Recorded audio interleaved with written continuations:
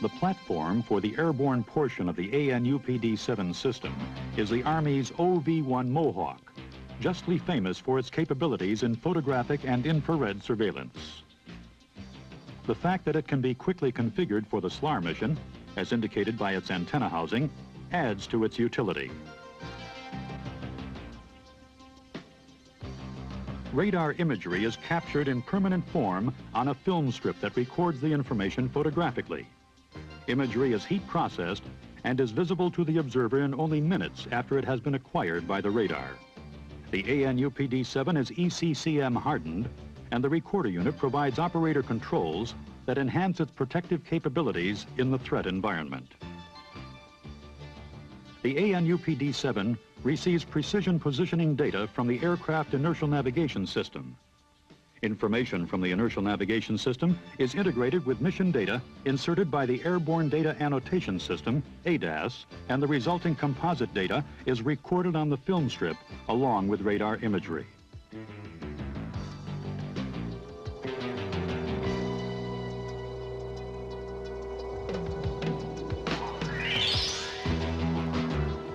Side-looking airborne radar provides radar visibility in depth at any time of day or night and in fair weather or foul.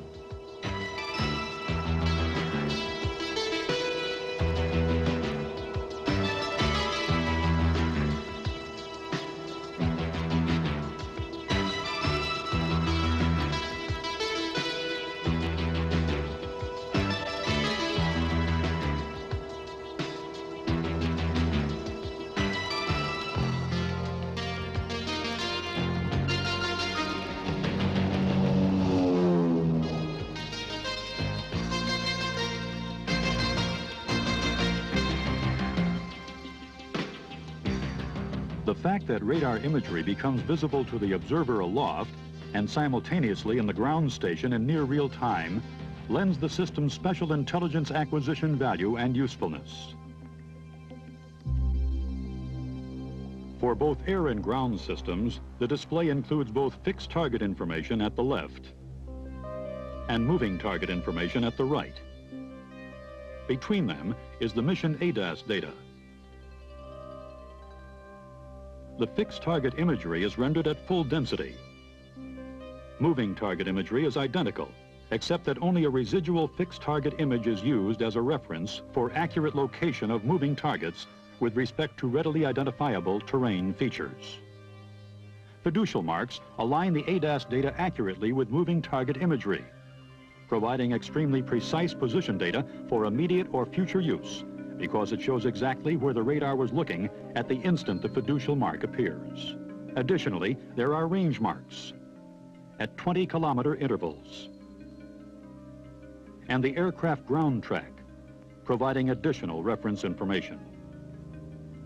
Recorder unit controls enable the airborne observer to select coverage out to the maximum range of the radar, or to select coverage anywhere within that range.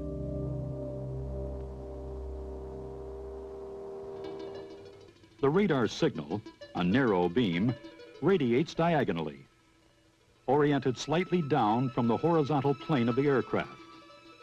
The operator may select from 3 radar scan patterns: a beam pattern looking right, looking left, or in both directions simultaneously. Radar range in each direction is 100 kilometers. Beam angle is less than 1 degree wide and diverges with range. This affects azimuth resolution, or the system's ability to discriminate between adjacent moving objects parallel to the aircraft ground track. Close in, the radar beam footprint is narrow. Azimuth resolution parallel to the ground track and at range of 10 kilometers is 80 meters. That is, objects separated by at least 80 meters will be displayed as individual targets. Due to beam divergence, resolution parallel to the ground track decreases with range, requiring an additional 80 meters of separation for each 10-kilometer increment of range. At 50 kilometers from the ground track, for example, the object seen before would be resolved as only a single target. Separation of at least 400 meters would be required to display them as individual targets. Range resolution is 30 meters when operating in the 25 or 50 kilometer range mode, and 60 meters when operating at the 100 kilometer range mode. However, because radar is line of sight, areas behind mountains or high structures are invisible to it, creating radar shadows in which no intelligence can be acquired. Also, because radar patterns do not reach the vertical, there is a void in its coverage beneath the aircraft, called the altitude hole, where no intelligence can be acquired. The radar beam pattern covers a swath out to 100 kilometers from the ground track. The entire range may be processed for display, or only portions of it.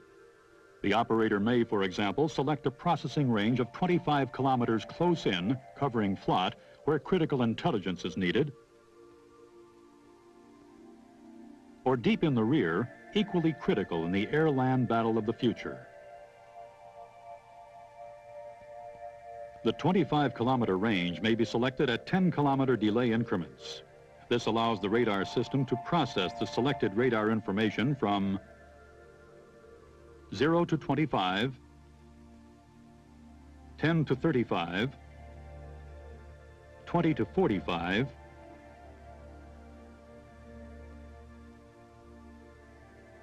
out to 60 to 85 kilometers from the flight path.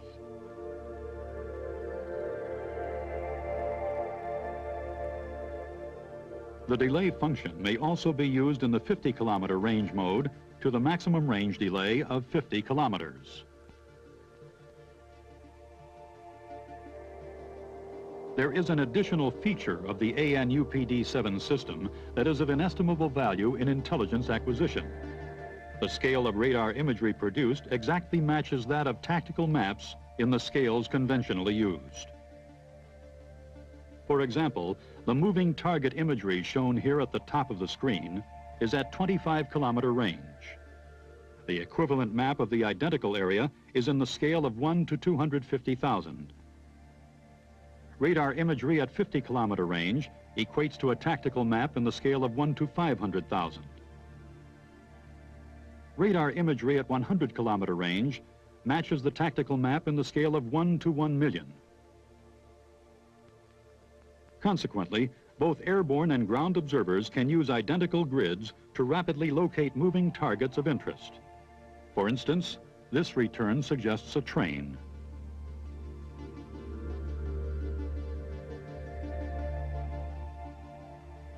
Here, a coastline with shipping provides strong returns of immediate use in intelligence acquisition.